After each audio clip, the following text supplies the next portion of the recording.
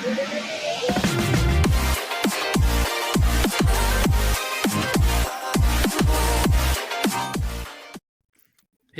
is brought to you by Enterprise Social Record. Today's episode of HIPcast is brought to you by MRO.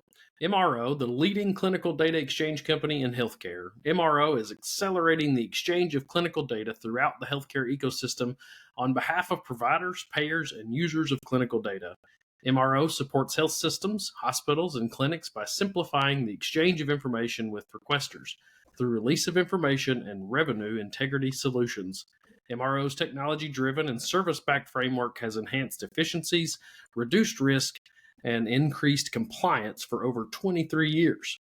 For more information on how MRO is empowering providers with interoperable solutions to improve clinical data exchange, visit them at www.mrocorp.com.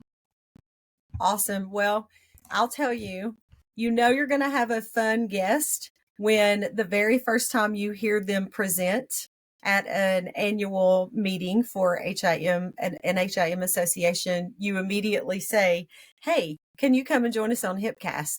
We have the privilege of meeting and hearing from Dr. April Martin today. April, thank you for being here. Thank you for having me. Yeah, I'm so excited. I really did hear her presenting in Missouri at the Missouri HEMA meeting at Stevens College in Columbia, and it was fantastic. A great meeting, great content, a lot of fun, a little spicy. But April was presenting on documentation integrity and a documentation integrity committee and the value that it brings. And so today, that's what we're going to talk about, is a lot of documentation integrity, but from a committee and a charter kind of standpoint. So not just what are your challenges, but how to run an effective documentation integrity program. And she's so good. She had lots of fun things, little prods and little jokes and little just fun quips in there. And so I'm going to read her bio and then we'll get started. So Dr. April Martin is the West Palm Beach Market HIM director at Tenet Healthcare. So she works with Kyle, I suppose. I should have asked you this.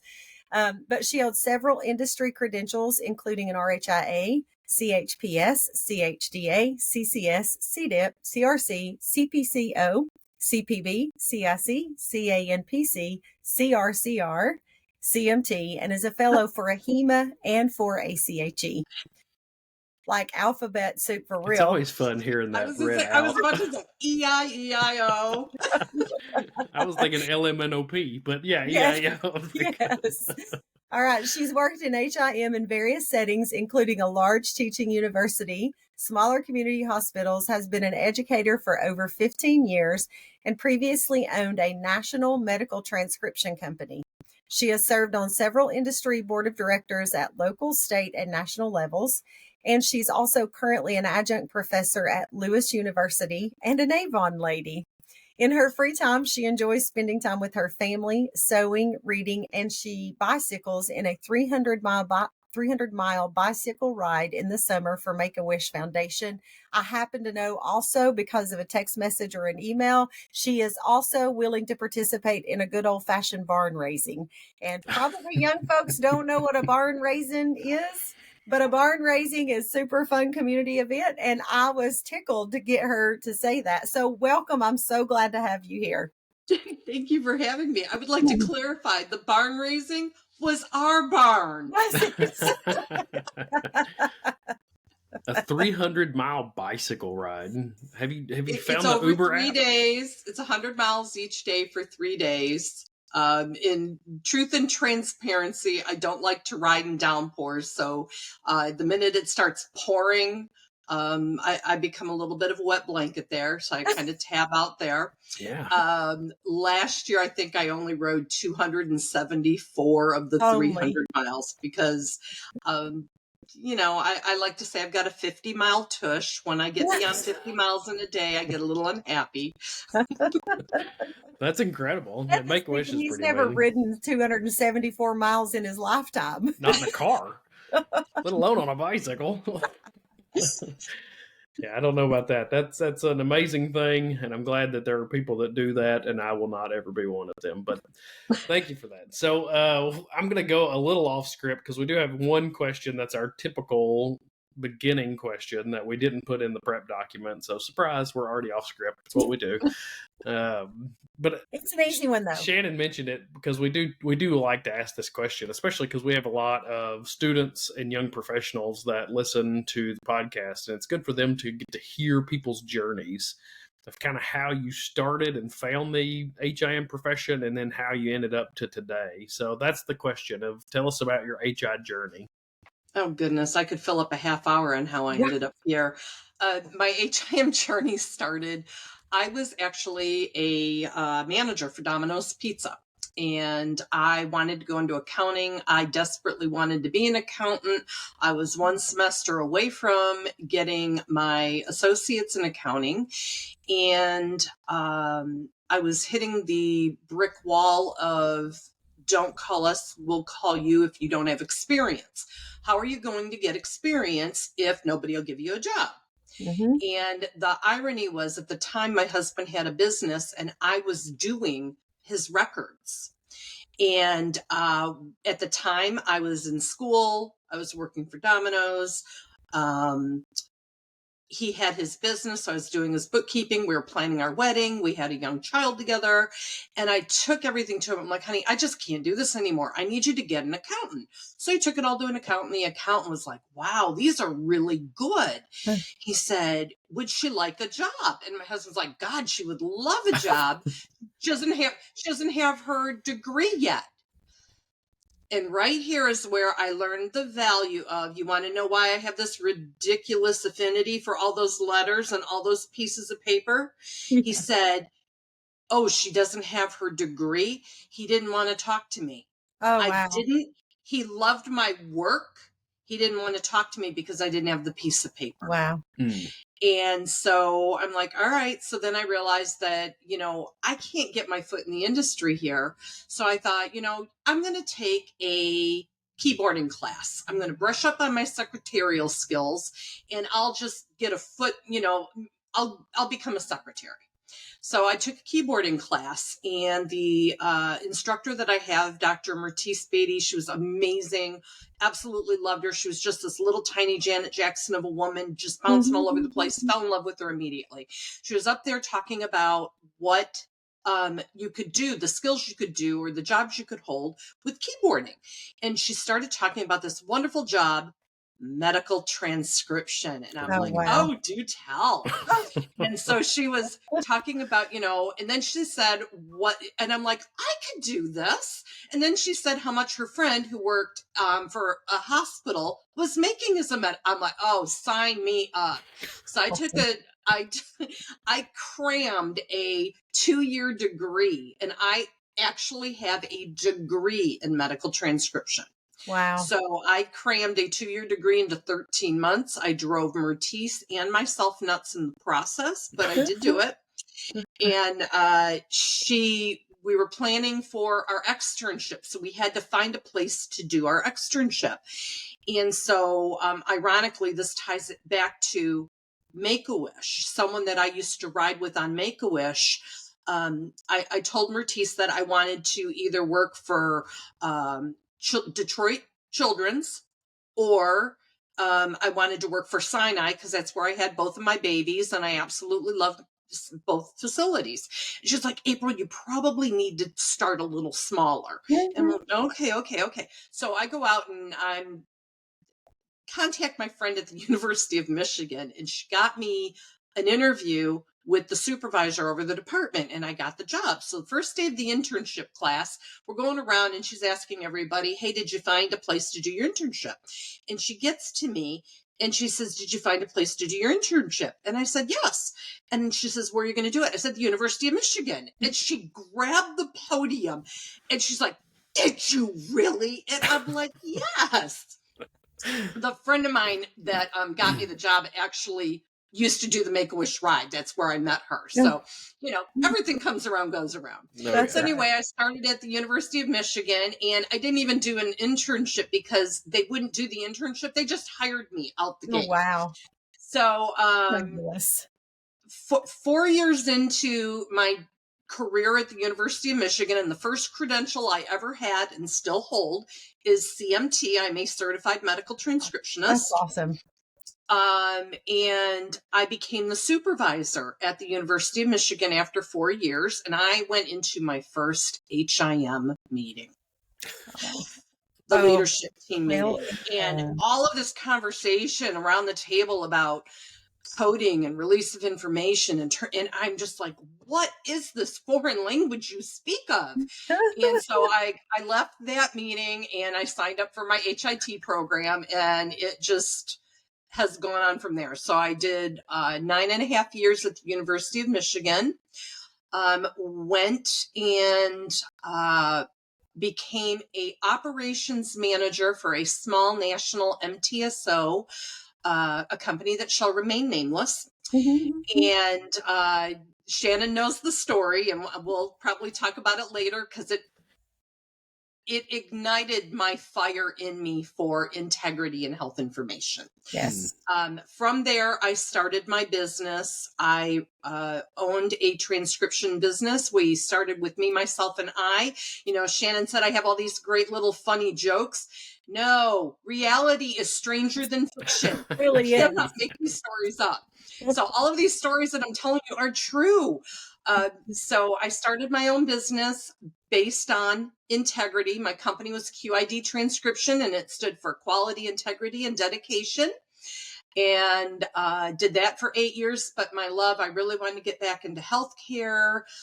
There's a whole nother story that basically the rug got pulled out from under me. I found myself literally, I had just committed to selling my company, and the people that were hiring me decided not to create the position I was hiring for. I'd signed a non-compete that I would not work in transcription.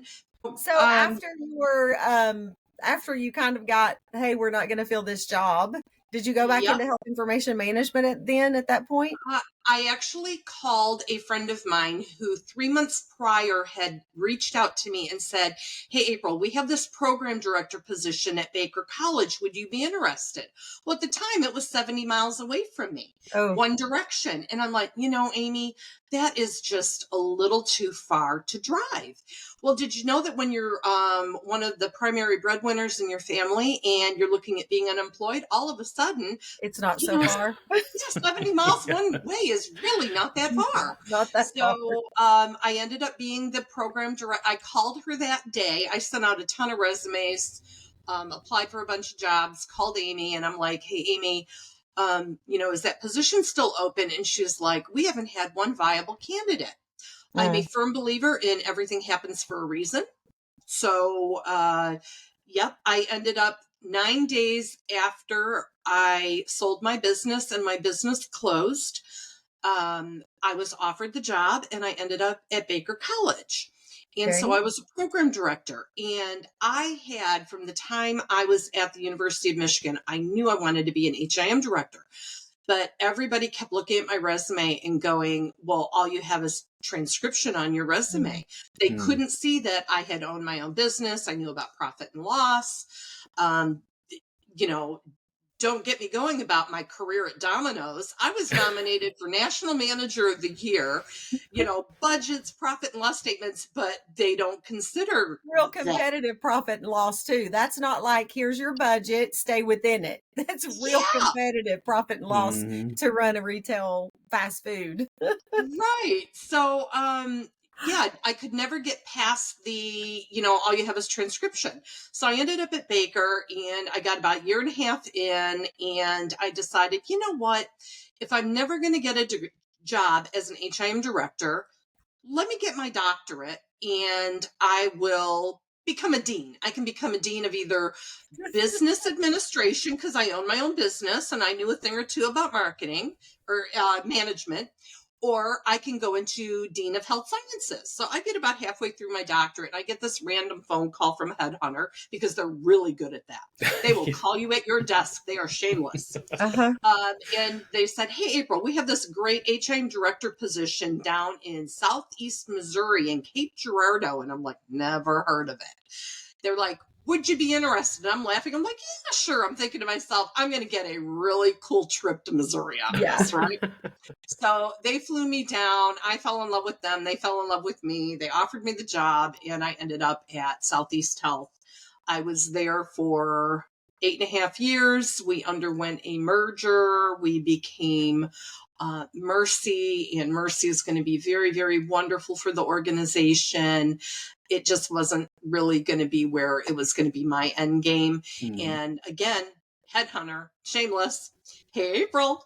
And that's where I ended up at Palm Beach. I'm with Tenet Healthcare, but I'm over the Palm Beach market. I have 5 wonderful hospitals right now. We're building a 6th one all along the East Coast. That's and awesome. It's just been a lot of fun. So I proudly am a dual resident of both Missouri and Florida. And in the meantime, because I have dabbled in education over the past 2 decades, I do continue to teach. I've taught for the University of Cincinnati, Baker College, Stevens for many years, and now I teach at Lewis University.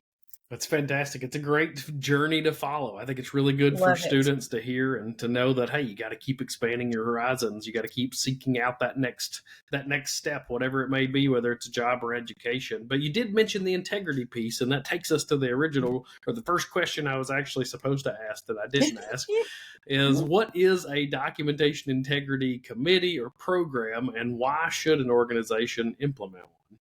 All right. I'm going to digress for 1 minute. For the students, yes, if you want your career to take off, don't be afraid to move. That is where my career has taken off, is be willing to relocate. Love it. Don't limit yourself. Okay, so back to documentation integrity. So the company that shall remain nameless, the owner at one point, and I'm going to give the very abbreviated version of this story, but VA contract, it went south really quick. It wasn't set up the right way. And very shortly into my 6-month career with them, the owner of the company said to me, I don't care about patient safety. I don't care about quality. Turn the work around. And I was like, oh my God, these are our veterans. I can't do this. If I stay with them, I will destroy. And at that time, I was on the AAMT board of directors. I had just written an article on developing a QA program in a hospital, an academic hospital setting. I was making a name for myself in quality. And she said this, and I'm like, oh my God, I can't do this. It broke me inside.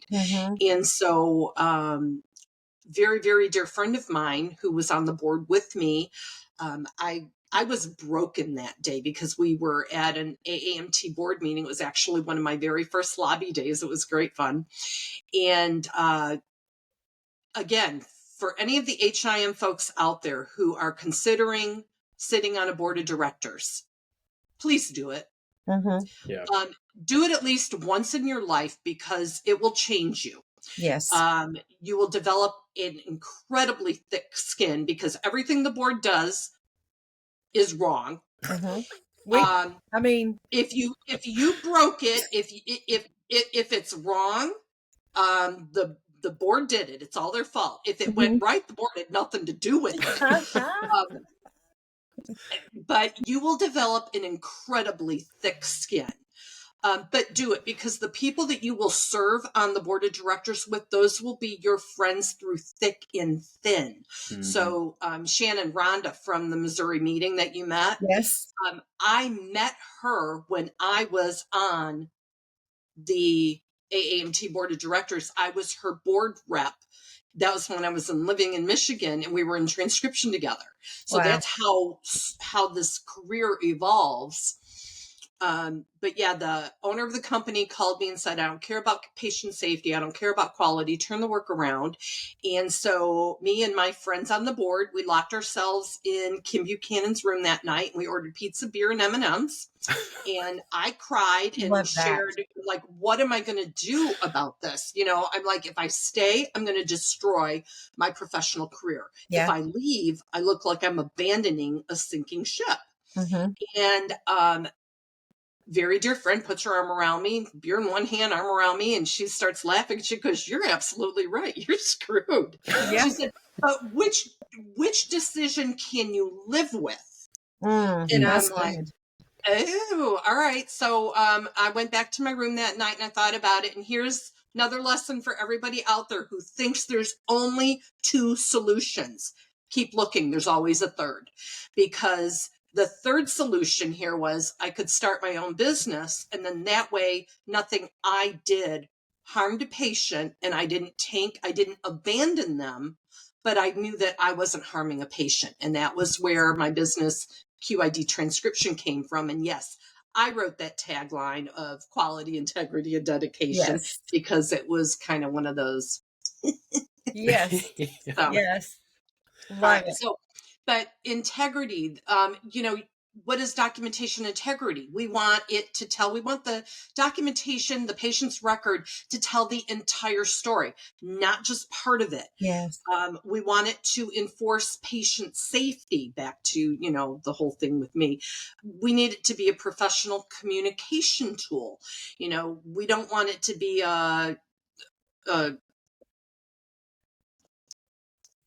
I'm trying to keep my mouth clean here. We don't want it to become a match where we're picking on, that provider, oh, I don't like that provider. We're going to slam each other in the documentation.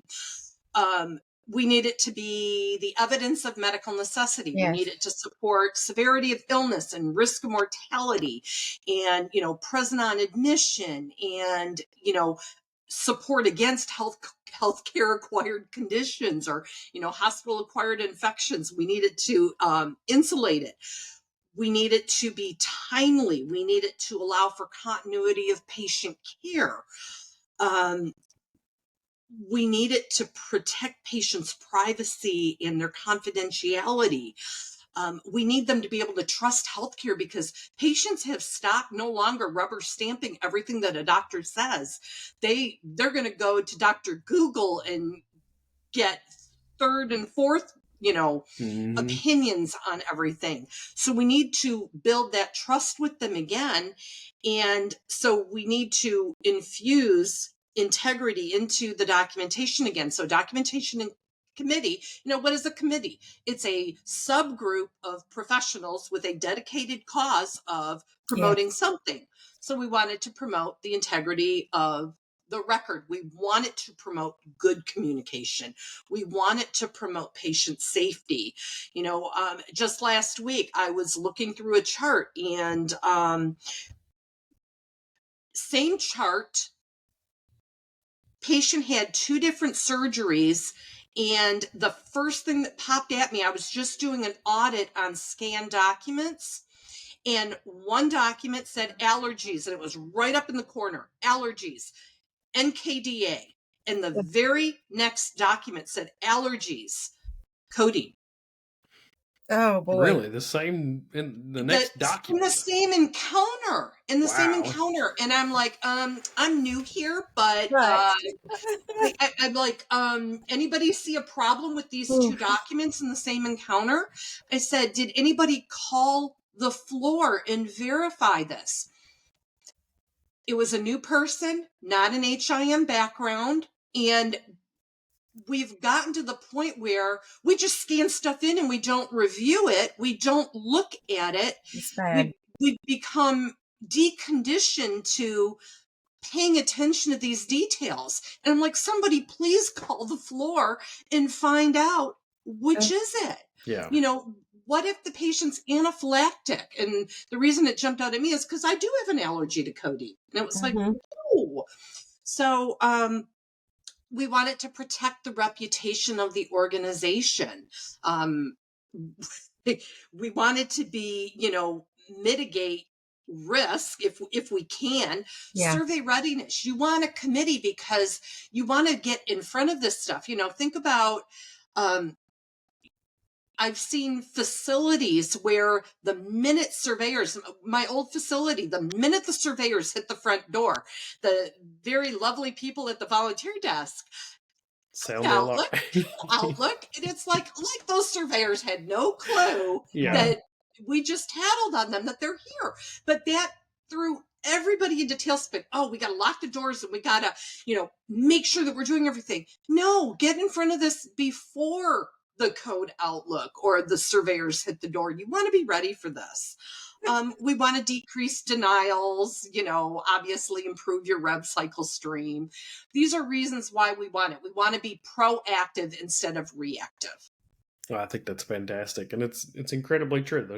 It reminded me of you talking about the allergy example. There was an example or a time 1,000 years ago when we deployed our first electronic medical record. We thought we were tough stuff, and there was no option for a radiation exposure or overexposure, and the radiology groups voted, well, let's just give everybody a pet dander allergy, and we will know if there's a pet dander allergy in the chart that they've had too many test or imaging procedures that they've had exposure. And the inside of me was like screaming, going, no, we can't do that. We can't change the integrity of the data that's in the system because the system has a limitation. That's insanity to me. So it sounds like that is just a common occurrence that we've got to maintain inside of these facilities is how do we monitor the integrity? How do we build practice into the organization for integrity around the documentation? And part of me wants to jump right to the HIM question of why should HIM be leading this? Why would it not be a doctor or a nurse? What uniquely positions the HIM professional for documentation integrity? Again, our attention to detail. Yeah. The fact that we see this stuff, Mohima a few years ago, the theme of their conference was, what's your superhero power? And being a medical transcriptionist first and then HIM, transcriptionists were anal retentive about proofreading and typos. And so things jump out at us. One of my credentials is CHDA, Certified Health Data Analyst. I have the inane ability to look at data and go, that one doesn't look right. Mm-hmm. Outliers jump out to us. HIM, look at our background, look at our education. We understand coding guidelines. We understand HIPAA and privacy and security, and we know where things are supposed to be in the electronic health record. Mm-hmm. We know what should be in the electronic health record. It's a combination of so much complexity, and for some reason we understand how to organize the chaos. We also see the big picture because we know how, CDI sees it concurrently, and then it flows to coding, and the issue that queries, too many queries or poorly written queries can, just aggravate providers. We need to remove barriers, that we need to make it easier for the providers to want to answer the queries. We need them to be compliant. We need to not lead them. We need to not put words into their mouths. But, HIM professionals, we know all this. Plus, we're educators at heart. We want to share what we know about this. Doctor can't figure out, why can't I see my nose? Well, that's because you don't have the time set back far enough. Here, let me show you. And we are the evil necessity. We are that necessity that they don't want to pay for us. They see us as a cost, but God forbid we're not there when we need them. And it's like all of a sudden, one of the one of the examples I had for integrity that I used at the conference was, HIM is getting more involved. It used to fall to the privacy officers. Well, the privacy officers don't necessarily know everything that's in the medical record. And so now HIM directors and HIM folks are getting more involved in those HIPAA changed the world for us when they gave the patients the right to request an amendment. And now, the electronic medical record, the ubiquitous EHR, it has made all of our errors. It's like, why don't we just put it on a billboard and slap it up in neon for people? Because now patients have access to their medical records. My daughter last night, so I was telling Shannan, I was in the ER with my daughter last night because she had a little mishap, and she was sitting in the hospital bed with her cell phone, and she was reading her results faster than they could come in and tell her the results. Wow. But it's also how she found, that's not my diagnosis. How did that happen? Because it's pulling in this garbage in, garbage out, and we've got to keep it clean. Don't get me going on the problem summary list. The problem list is I was going to ask you, did they populate her diagnosis from the problem list from previous encounters? Well, no, but because the problem list was wrong, they ran 2 lab tests that they shouldn't have run. And now who's going to get caught? Right. Who's going to get caught picking up the bill for that? Man. Yeah. Wow. And so, but back to that patient's right to request an amendment, it's really bad for the reputation of the organization because patients are reading their documents on the patient portal. One of the requests that I got several months ago before I joined Tenet, but patient had read their record, and our doctors are fantastic doctors. They are not proofreaders. Yeah. And, we've given them this wonderful tool called Speech Rec that I always spell WRECK because that is what it does. It ruins everything. So the doctor dictated, the patient was groggy or something, was not feeling well because they were exposed. Well, what came out in the note was patient was exposed to cocaine. Okay. That's a fairly Guess good what exposure. the doctor had actually said? Patient had been exposed to propane. Oh gosh, that's 2 very different ends of the Very spectrum. different. Yes, and so the patient is very King of the angry, Hill versus Miami demanding Vice. a correction to their record. Yeah. Now, there are definitely times when the patient may not, and I would like to clarify, it is a right to request an amendment. Right. It is not a guarantee. Right. But in the event that we are very, very grossly wrong, yes, you have a right to have that amended. But, you may not like the fact that you're overweight and, a 50-something-year-old obese female. Hello. But just because you don't like it doesn't make it not true. That's right. So, that's right. And it's funny, you talked about the complexities with which, what we deal with, what we understand. You talked about the fact that we pay attention to detail, data analysts, transcriptionists, things don't look right. There's an outlier. I see a misspelling. I see transposed letters. Whatever that is, that diagnosis code doesn't have a 5th character, and it's supposed to, right? I know this is a parent code, not a child code. This one's not billable. I need the billable. There's so many things that we get. But we also are the ones who are required to have medical records documentation completed.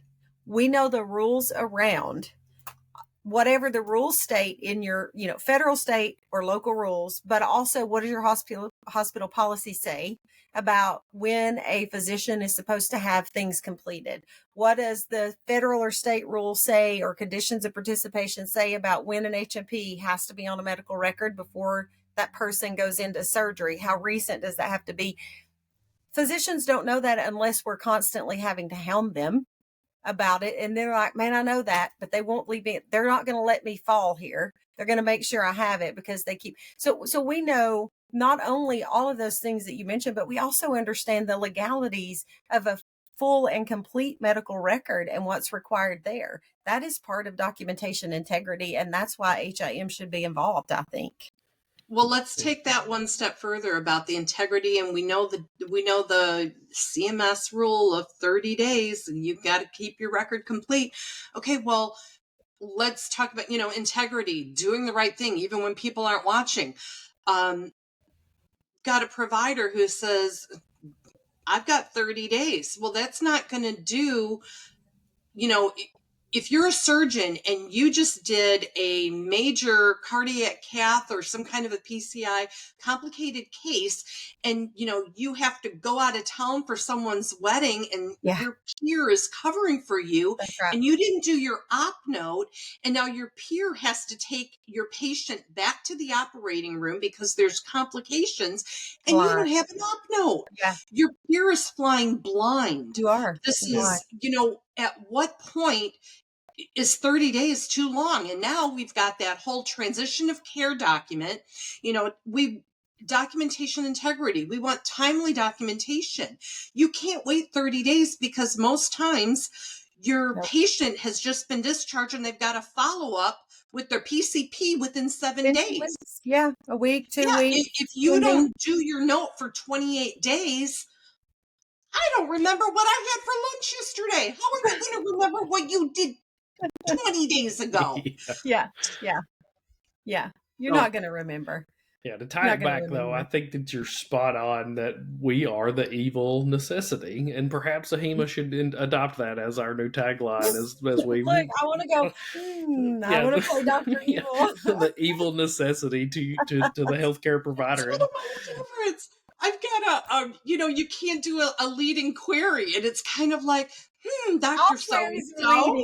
Hi, Dr. So-and-so. The patient had a potassium of 4.5, and you gave them K-Exalate. Is there a reason why you did that? Right, exactly. How is that not leading? That's so crazy. I'll say, as we get ready to close, I will say something for you to consider, April, which you're probably already considering. But there's a guy that posts, and I'm blanking on his name right now, which is crazy because I read his posts all the time. But he recently posted on LinkedIn a question about, isn't an alert in an EMR that says, hey, this lab test and this medication and this symptom, does this patient have X? Isn't that essentially a query? It is. It's just a machined query instead of a human query. And should that be subject to the guidelines and rules around a query? Now, it's interesting because I say, yeah, it's a query, but at the same time, it is making things so efficient. I don't want to not have that diagnosis made that quickly while that patient is still in care so that they can address that, right? And make much better care for that person. But if you start considering, is that subject to rules around a query and leading, they're all going to be leading. And so what are you trading off? Is it only going to be those that are, sepsis or those higher paying DRGs that get under scrutiny for, hey, you queried? No, it was a machine alert to catch it while the patient was still here so that we could alter their protocol of care so that they're not readmitted, so that they don't get more intensive care, right? So that we can handle it as quickly as possible. But something to consider. And I know we need to probably close up here if Seth's giving me the introduce beating me down, but I would love to hear your thoughts on that first, April. But actually, you struck on as far as the queries. Yes, they're all queries, but I feel like we have allowed technology. We want it faster, faster, faster, faster, faster, and the rules don't apply. And because the rules don't apply to the technology, exactly right. We have now watered down the integrity. And the example that I used at the meeting was, technology. We're making advances, and we want to use it. So now we're allowing computers we're letting the doctor pick their charges, and we're letting this direct to bill. When did that happen? Yeah. So the doctor who thinks very highly of himself is dropping all 4s and 5s, but the documentation doesn't support it. Yep. When you go back and you audit it, I was recently in a conversation where I was told that, well, as long as the provider has 85% accuracy, we're going to let it go out the door. And I'm like, what just happened here? The coders have to have 94, 95, 96% accuracy, or they get into trouble, but we're going to allow a doctor to just drop codes and, let's not even worry about, coding combinations and things, combo codes and things like that. But as long as they have 85% accuracy, it's close enough. Oh my goodness. What just happened here? I know. I've heard that from somebody else. And I agree. I think that's the biggest point, and maybe health information professionals should be leading the discussion nationally to say, we love the efficiencies gained and we love the opportunities that come with technology, but our rules are written for a paper world. Even post EMR implementation, our rules are still written for a paper world. And we need to modernize our rules and regulations around documentation and completion of medical records and what's allowed to align with modern practice in a manner that gives us those guardrails that already existed in the paper world. So I love that. I think that's a great way to kind of wrap up as we understand what documentation integrity is, but also some considerations for how do we as health information professionals respond in a market where it's now the rules are it's almost like retrofitting HIPAA paper documentation into an electronic medical record. It's the same with all the documentation that's created. It's not just about privacy and security retrofitting now. It's also about how we diagnose and how we treat and how we get documentation on the chart and in the chart, and to meet the guidelines of complete medical records. Pretty fascinating. Documentation integrity will change as much as transcription changed 15 years ago, 20 years ago. Don't you think so, April? Yep. And I think everybody just needs to remember that, when we're creating all this documentation, this is your family. This is a family member. This is your record. Yeah. How would you want your record to be represented? Yeah, absolutely. Well, April, thank you so much. Seth, were you going to have another thought there? No, I was thinking that's a great way to end it, because that's the fact of it. There's a person on the other end of this thing, and that's the key. April, thank you so much. It was awesome that you checked the yes box on my invitation to come and attend. I wish I would have brought it with me. I'm sorry I left it at home. I love that you did, and I am looking forward to staying connected with you over the next whatever many years of our careers that we have. You're welcome. It was very nice meeting you, Seth. Thank you for having me. Yep. Shannon, until next time, my friend. See you next time, buddy.